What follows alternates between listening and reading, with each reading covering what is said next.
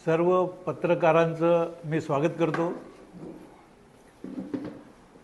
आजची ही press conference बोलवण्यामागचा उद्देश डहाणू फेस्टिवलच्या तारखा जाहीर करणं हा आहे। त्याचबरोबर डहाणू नगरपालिकेमध्ये प्रचंड बहुमताने नगराध्यक्ष निवडून आल्यानंतर प्रेस समोर जाण्याची ही पहिली वेळ आहे। त्यामुळे नगरपालिकेच्या कामकाजाविषयी, होणाऱ्या विकास कामांविषयी आणि भविष्यातल्या होणाऱ्या विविध डेव्हलपमेंटविषयी सुद्धा तुम्ही प्रश्न विचारू शकता। तर सर्वप्रथम मी नगराध्यक्षांना विनंती करतो की डहाणू नगरपालिकेतर्फे जो डहाणू फेस्टिवल होणार आहे त्याच्या औपचारिक दृष्टीने तुम्ही तारखा जाहीर कराव्यात ही त्यांना विनंती करतो।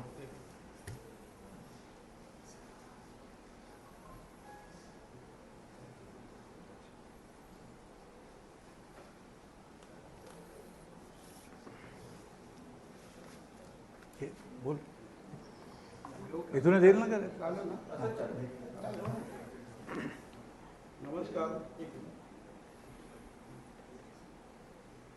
नमस्कार। डहाणूच्या नगर परिषदेतर्फे डहाणू नगरपालिका रोटरी क्लब आम्ही संयुक्त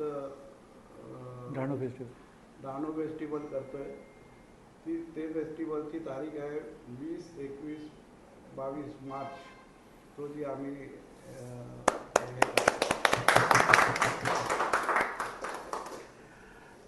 डहाणू फेस्टिवलची तारीख नगराध्यक्षांनी जाहीर केलेली आहे।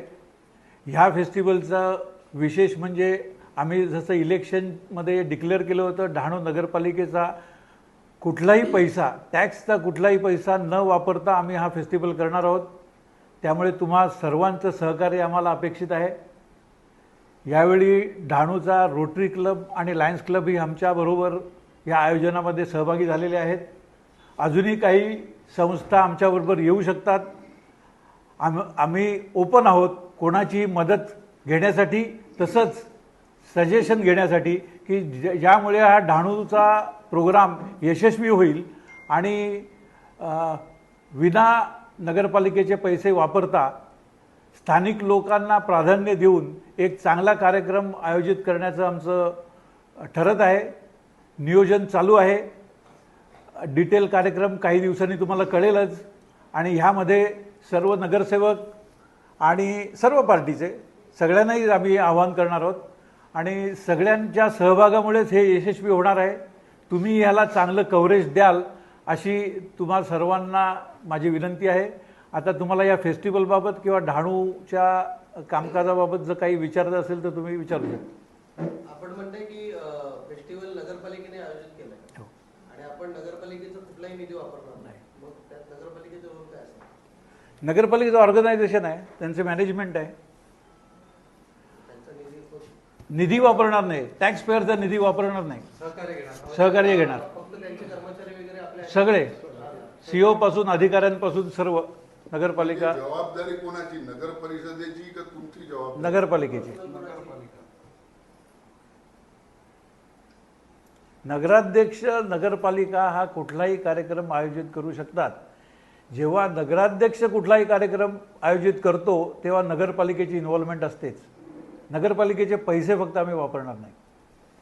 त्याच्यामध्ये काही लोक असं म्हणू शकतात का जर तुम्ही नगरपालिकेचे पैसे वापरत नाही पण त्यांचं नाव का वापरता, असे पण प्रश्न। कारण नगरपालिकेचा नगराध्यक्ष हा प्रोग्राम डिक्लेअर करतात। साधारण खर्च किती अपेक्षित असेल टोटल? खर्च साधारण 70-75 लाख अपेक्षित आहे। यापूर्वी म्हणजे गेल्या वर्षी जे डहाणू फेस्टिवल झालं त्याच्यामध्ये अमाप पैसे असे टाकले गेले दुनियाभरचे आणि अजून काही लोकांचे जवळजवळ माझ्या माहितीप्रमाणे 1 कोटी रुपये अजून काही ठेकेदाराचे घेणं बाकी आहे। त्याचं काय होईल? सध्या नगरपालिकेची परिस्थिती जुनं जे राहिलेलं पेमेंट आहे ते लगेच करण्याची नाही, परंतु नगरपालिका काही हात वरती करणार नाही आहे, त्यांचंही पेमेंट करणार आहे। पण ते कसं करायचं हे नगरसेवक, नगराध्यक्ष आणि त्यांचा मॅनेजिंग स्टाफ जो आहे ते चर्चा करून करतील.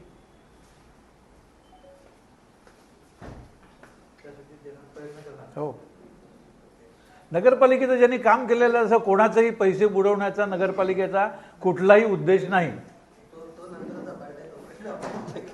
आता महोत्सवामध्ये आपण असं आकर्षणाचं म्हणजे नेमकं काय असेल आपल्या महोत्सवामध्ये?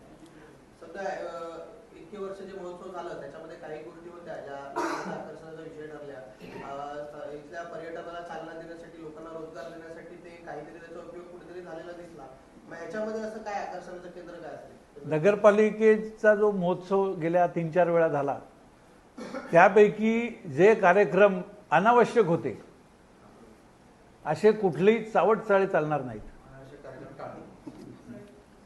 त्या चावटचाळ्यांसाठी जनतेचा किंवा नगरपालिकेचा पैसा वापरला जाणार नाही. स्थानिक लोकांना जास्तीत जास्त प्राधान्य दिलं जाईल. मराठी माणसांना प्राधान्य दिलं जाईल. परदेशी लोक नसणार. हे आकर्षण आहे. स्थानिक लोक हेच आकर्षण आहे. याच्यामध्ये बचत गटांना वगैरे तुम्ही- सगळ्यांचा सहभाग असणार आहे. त्याच्यामध्ये काही वैशिष्ट्य आहे का? बाबा एखाद बचत गट आहे ज्यांनी काहीतरी केलं आणि ते आपण तिथे त्यांना एक चांगला स्पेस देतोय किंवा त्यांना- बचत गटाला तिथे आम्ही स्पेस देणार आहोत. आपल्याला आत्ता जे पद्मश्री, पद्मभूषण जे मिळालं तारपा वादक पिकल्या त्यांनाही आम्ही निमंत्रण देणार आहोत. पालकमंत्री असणार आहेत. या आपल्या जिल्ह्यातले सर्व आमदारांनाही आम्ही आमंत्रण देणार आहोत. बाकी अजून सेलिब्रिटीपैकी कोणाला आणायचं किंवा नाही आणायचं ती मॅनेजमेंट कमिटी आहे ते ठरवेल. त्याप्रमाणे तुम्हाला सूचना देऊ. याच्या शिंदे साहेबांना आणण्याचा आमचा पूर्ण प्रयत्न असेल. त्यांच्या डेट कशा अवेलेबल आहेत, कुठल्या दिवशी येतात ते तुम्हाला त्यांच्याशी बोलून आम्ही ते जाहीर करू. याचा उद्देश काय? हा फेस्टिवल साजरा करायचा आहे, याचा मुख्य उद्देश स्थानिक कलाकारांना त्यांचा हा स्टेज मिळणार आहे. आणि जे डहाणूच्या बाहेरून येणार आहेत तर डहाणू हे पर्यटनाच्यासाठी चांगलं केंद्र आहे. पण ते असा 3-4 दिवसाच्या येण्याने काही पर्यटन व्यवस्थामध्ये खूप बदल होणार आहे असं नाही. पण नगरपालिकेतर्फे कायम पर्यटक इथे येतील असं आकर्षित करण्यासाठीचं एक स्थावर काहीतरी बांधण्याचा सुद्धा विचार आहे. 3 दिवस नंतर ते पूर्ण वर्ष परिस्थिती तशीच राहते. तुम्ही 3 दिवस स्थानिकांना वाव द्यायच्या, स्थानिक कलाकारांना, स्थानिकांना रोजगार मिळणार. लेकिन हे फेस्टिवलच्या 3 दिवसाचीच गोष्ट होती. यानंतर डहाणू जसं आहे तसं त्याच्यामध्ये काही डेव्हलप नाही झालं. नाही, डेव्हलपमेंट तर होणारच आहे. फेस्टिवल ही एक सुरुवात आहे. फेस्टिवल 3 दिवसाचा जरी असला तरी त्याच्यापासून ज्या नवीन कलाकारांना एक्सपोजर मिळणार आहे, इव्हन आपल्या आदिवासी भागातले जे चांगले कलाकार आहेत, यूट्यूबर आहेत, चांगले आर्टिस्ट आहेत, त्यांनासुद्धा हा प्लॅटफॉर्म उपलब्ध होणार आहे. आमदार साहेबसुद्धा पूर्ण सहकार्य करणार आहेत असं त्यांनी सांगितलेलं आहे. म्हणजे इतर वेळेस जे पाहुणे कलाकार आपण बोलवायचो तसं काय यावेळेस? पाहुणे कलाकार तर असणारच आहेत, पण स्थानिक लोक जास्ती असणार आहेत. बरं, हा जो फेस्टिवल आहे याच्यासाठी तुम्ही सांगताय की आम्ही सरकारी पैसे वापरणार नाही, म्हणजे नगरपालिकेचे बाकीचे पैसे समजा आमदार खासदारने पण दिल्या, जिल्हा नियोजनाने तुम्हाला पैसे दिले तर ते वापरेल. हो, म्हणजे आता कुठल्या कंपनीने CSR फंड मधून दिले ते वापरणार. जे नगरपालिकेचे नाही वापरणार. त्याच्यामुळे लोक आतमधून रिक्षा सुद्धा आतमध्ये जाऊ शकतील असं ते डिझाईन करतायत. आता सध्या चंद्रिका हॉटेलवाली गलीमध्ये जायलासाठी यायलासाठी रस्ता आहे. हा पूर्ण करतो ना. तर त्याच्यामुळे ते जे नवीन स्टेशनचं जे काम होईल त्यामुळे रिक्षांचा सुद्धा बऱ्याच प्रमाणात अडचण दूर होणार आहे. आणि काही दुकानं तिकडून जाऊ शकतात कारण तिथून ओपनिंग द्यायला लागेल म्हणून. आणि तुमचा पार्किंगचा जो प्रश्न आहे त्यासाठी नगराध्यक्ष आणि नगरसेवक यांनी PI बरोबर यांच्याबरोबर मिटिंग केली आणि त्या मिटिंगमध्ये पहिले काही दिवस त्यांना समज द्यायची. जर ते नो पार्किंग असलेल्या ठिकाणी जर पार्किंग करत असतील तर त्यांच्यावर कारवाई करण्याचं ठरलेलं आहे. त्यासाठी तुमचं सगळ्यांचं सहकार्य लागेल. कारण आमच्या असं लक्षात आलेलं आहे की त्याच्यापैकी दुचाकी वाहनं बरीच सकाळी 4, 5, 6, 7 वाजता लावून आणि निघून जातात आणि ते त्याचा मालक कोण आहे तेच समजत नाही. दुकानदार म्हणतो माझ्या दुकानासमोर लावलेल्या कोणाची माहिती नाही. नगरपालिकाने म्हणजे थोडी कारवाई केली होती, काही साखर मांडलेली, काही दंड वसूल केला, तर तेव्हा थोडा दिवस सांगा परत पुन्हा जसं. पण आता पण नागरिकांचा सुद्धा त्याच्या मागचा उद्देश असा आहे की जे रेल्वेचं पार्किंग आहे त्या पार्किंगला 30 रुपये घेतात, तर ते 30 रुपये वाचवण्यासाठी इथे येतात. ते काही पार्किंग करणारे खूप श्रीमंत लोक नाही आहेत, नोकरी करणारेच लोक आहेत. त्यांना पैसे वाचले तर चांगलं आहे. म्हणून आम्ही खासदारांच्या थ्रू आणि शिंदेसाहेबांच्या थ्रू रेल्वे प्रशासनाला पण म्हणणार आहोत की हा जो रेट आहे 30 रुपये, त्याच्यामध्ये जर काही कन्सेशन दिलं तर सर्व लोक तिथेच पार्क करतील. किती करतील कन्सेशन मला माहिती नाही, पण त्यांनी जर हे कन्सिडर केलं तर पार्किंग तिथे होऊ शकेल. पाठीमागे कॅबिन वगैरे सगळे सडून गेलेली आहे. जे मार्केट रस्ता आहे नगरपालिकेचे, ते नगरपालिकाचे कॅबिन वगैरे केली होती. नाही, ते नगरपालिकेचे नाहीत. तो जो रस्ता होता तो प्रायव्हेट होता आणि त्या प्रायव्हेट माणसाने रस्ता ओपन करून दिला, म्हणून त्यावेळचे जे नगराध्यक्ष आणि CEO होते त्यांनी त्यांना केबिन टाकायला परमिशन दिली होती. सर, आपला विकास आराखड्यातला हा जो रस्ता आहे मुख्य आपल्या स्टेशन पासून ते बारनाकापर्यंत, त्याच्यासाठी जमीन अधिग्रहण बऱ्यापैकी झालेलं आहे. आता मला वाटतं मुख्य मार्केटमधलं थोडंफार त्यातल्या काही बाबी न्यायालयीन पण आहे. न्यायालयात पण त्याचं मला वाटतं सुनावणी नाही, डहाणू नगरपालिकेतली कुठली गोष्ट न्यायप्रविष्ट नाही. हे सध्या जागेंचा जो जमीन अधिग्रहणाचा विषय कुठेही नाही. कुठली आत्ता जो रोड होणार आहे तो पार नाक्यापासून तो 4 ओटीपर्यंत आहे. त्याच्यामध्ये डहाणू नगरपालिकेचे सर्व क्लिअरन्स त्यांना मिळालेले आहेत. हो, झालं, सुनावणी वगैरे आणि झाली. इथून बारनाका स्टेशनवाला स्टेशनचा रस्ता आत्ता घेतलेला नाही आहे, सागर नाक्यापर्यंत सागर नाक्यापर्यंतच आहे. म्हणजे सागर नाका टू स्टेशन हा रस्ता अजून घेतलेला नाही आहे. त्याच्यासाठी मागे आवारे साहेब असताना मला वाटतं त्यांनी मार्किंग केलं होतं, मार्किंग केलं होतं, प्रयत्न सुरू होता त्यांचा.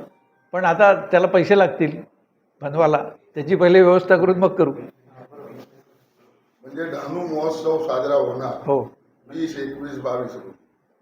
नगरपालिकेच्या पैसे न वापरता. नगराध्यक्षने जीत पकडलेली आहे. फेस्टिवल व्हायला पाहिजे. तुमची इच्छा काय आहे? व्हायला पाहिजे ना. डहाणू फेस्टिवल सक्सेस होण्यासाठी विरोधी पक्षाच्या सगळ्यांना आम्ही एकत्र जाणू. म्हणजे समन्वय हो, समितीची नक्की. एक मीटिंग होणार आहे. येस, हो, होणार आहे. आणि तेही येतील, सगळे लोक येतील. नगराध्यक्षाची नगरपालिका त्यांची पण आहे ना. नगराध्यक्षाची जीत सांगण्यापेक्षा गावच्या लोकांना आपण जे दरवर्षी होणारा प्रोग्राम आहे तो या उद्देशाने आपण करतो. जिद्द नाही, आपण सगळ्यांना सोबत घेऊन करणार आहोत. तुम्ही राजू माछी यांना अनेक वर्ष ओळखता. ते असा कुठलाही भेदभाव करणार नाहीत. जे आत्ता तुम्हाला विरोध करताना दिसत आहेत ते सर्व लोक त्यांच्यासोबत असतील.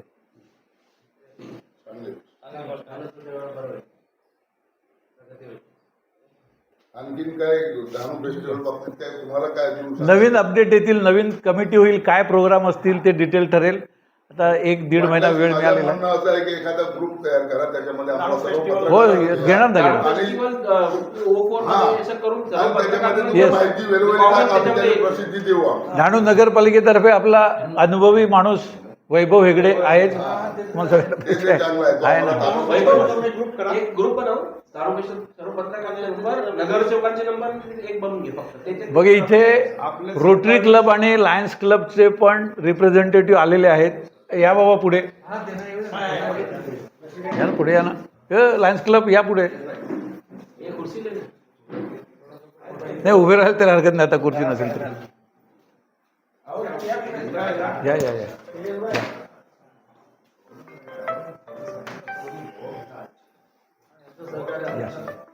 या ना, बाकी अजून या ना, ये ना, ये ना.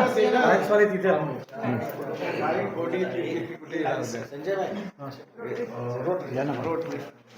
दोघेही नगराध्यक्षांनी ह्यांना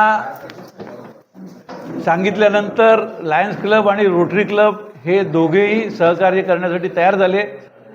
त्यांनाही आम्ही धन्यवाद देतो. त्यांचं पूर्ण ॲक्टिव्ह पार्टिसिपेशन ह्या आयोजनामध्ये असेल.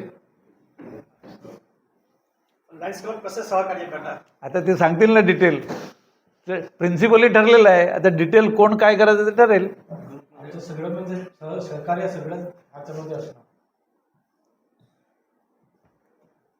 अजूनही कुठली सामाजिक संस्था जर आम्हाला जॉईन झाली तर त्यांनाही आम्ही घेऊ. सर्वांसाठी खुला आहे. सर्वांसाठी खुला आहे. हा प्रयत्न मला वाटते श्रीरंग महोत्सवाच्या वेळेस झाला होता.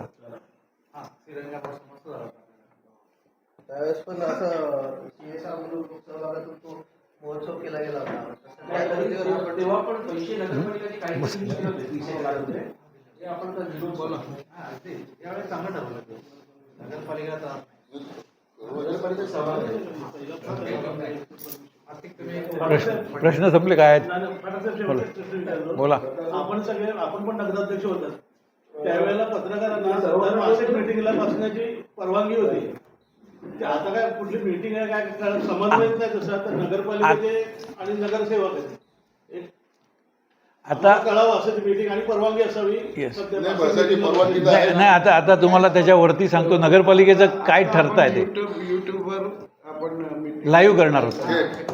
युट्यूब लाईव्ह डिजिटल इंडिया झालेला आहे, डिजिटल डहाणू पण आहे. मीटिंग जर जाहीर झालं तर तिकडे आम्हाला त्याच्यामुळे तुम्हाला लाईव्ह करणार, यूट्यूब फेसबुक लाईव्ह करणार असं नगराध्यक्षांनी ठरवलेलं आहे. ही एक वेगळी बातमी होईल. बरोबर आहे, चांगलं आहे. कीर्ती काहीतरी बोल. कीर्ती काय बोलायचं त्या महिला दिनाचा काही कार्यक्रम आहे का? ते ताई सांगतील. महिला दिनाचा कार्यक्रम नक्कीच आम्ही घेऊ नगराध्यक्षाच्या परवानगीने. ॲज अ नगराध्यक्ष म्हणून हे पहिलाच कार्यक्रम असेल त्याच्या महिलांसाठी तर नक्कीच आम्ही घ्यायचा प्रयत्न करू. त्याच्याविषयी आमची चर्चा चालू आहे आणि चांगलाच कार्यक्रम आम्ही घेऊ. तुम्ही सर्व आलात.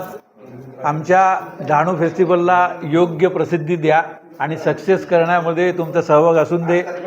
धन्यवाद.